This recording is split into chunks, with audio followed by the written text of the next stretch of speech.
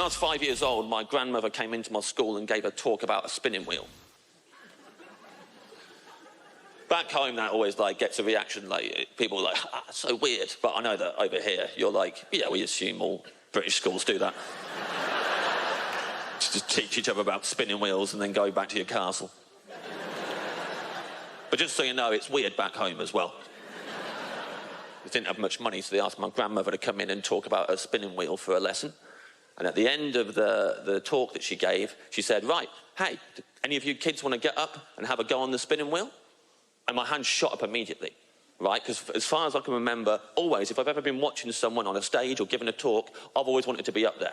I was like, now's my chance, I'm finally going to get on stage, definitely, because she'll pick me. This is my nan, right? I've put in the hours with her. She already likes me, none of these fucking kids. She didn't know any of these punks. She definitely, I didn't know at 5 that it would have looked insane if she had gone, who wants to have a go on the spinning wheel? Yeah, my grandson, who I see every Sunday, has never once showed an interest in my life or the spinning wheel. Come on up. I didn't know that. Long story short, she chose 3 other kids, and I, this is a classy move, burst into tears. Cried so loud, and then she panicked and was like, okay, you can come up and use it, because she's not a teacher, she doesn't know that was the worst thing she could have done. She was like, yeah, okay, come up then, fine. And I went up, I was in floods of tears, using the spinning wheel in front of all my classmates as they're crying and spinning wool relentlessly. And that was my first time ever on stage.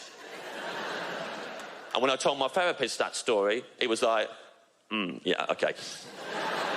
Well, that'll be that then. That'll be the answer to everything we've been talking about in all the sessions. Every time you're in an audience and you're not on stage, you feel like your grandmother doesn't love you. And then when you're on stage, you feel like you're crying in front of all of your classmates and you're humiliating yourself. That's called a breakthrough. You owe me double this session. Then he said, this is what you've got to remember, James. Every time you're on stage, it's not just you up there. That little boy's there too.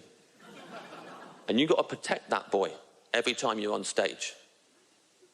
Which, just so you know, is more stressful than just doing stand-up.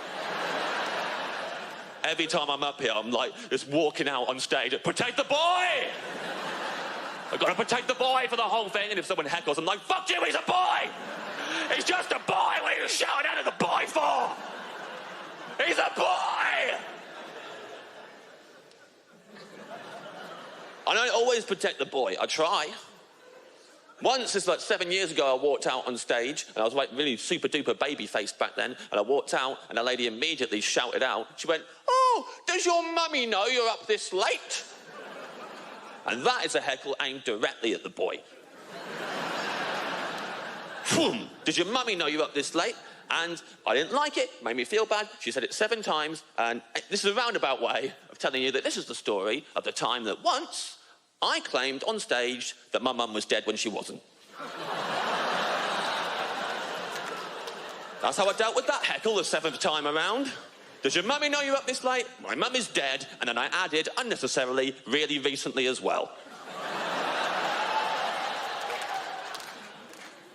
Here's the thing, if you're trying to protect a boy, don't joke about his mum being dead for no reason.